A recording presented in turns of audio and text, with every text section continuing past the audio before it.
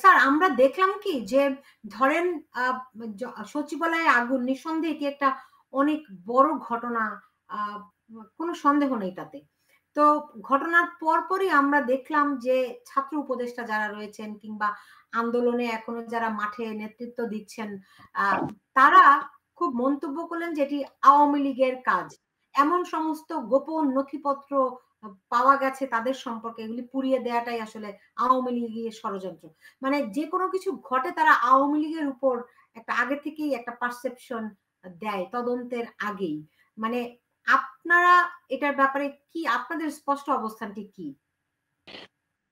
আমি জানি না বাইরের ছাত্র যারা আন্দোলন করেছে তাদের কমেন্টস এর সাথে তো আমাদের কমেন্টস মানে আমাদের সেই কমেন্টস এর অ্যাট্রিবিউশন তো আমাদের উপরে করা যায় না।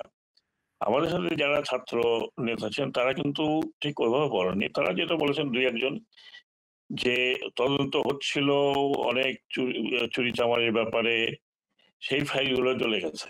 তারা কিন্তু কোনো আমার মনে হয় না যে তারা বলেছে কার কাজ নয়। কার কাজ কি কার কাজ নয় এটা পিওর অ্যাক্সিডেন্ট না এটা সাবোটাজ না এটা অন্য কোনো কিছু সেটার জন্য একটা উচ্চ ক্ষমতা সম্পন্ন একটি তদন্ত কমিটি করা হয়েছে।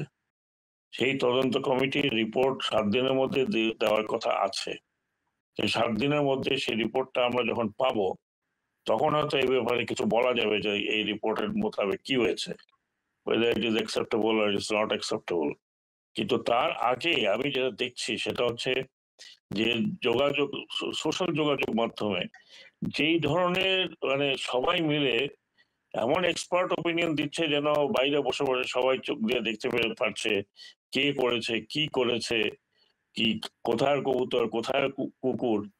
এইগুলো হয় কি যখন এই ধরনের কথাবার্তা স্পেকুলেটিভ কথাবার্তা হয় একটা বড় বড় বড় বিষয় নিয়ে তখন যে তদন্ত কমিটি আছে তদন্ত কমিটির উপরে এক ধরনের চাপ প্রয়োগ হয় এবং তখন মনে হয় যে না আমি কোন রাস্তায় যাচ্ছি।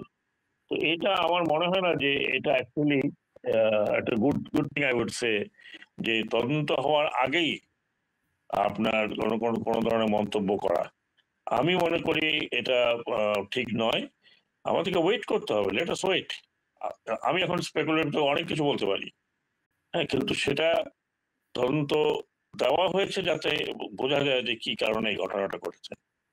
তো তার আগে বাহিরের যারা দায়িত্বশীল নয় তারা অনেক কথা বলতে পারেন, বলা উচিত নয়।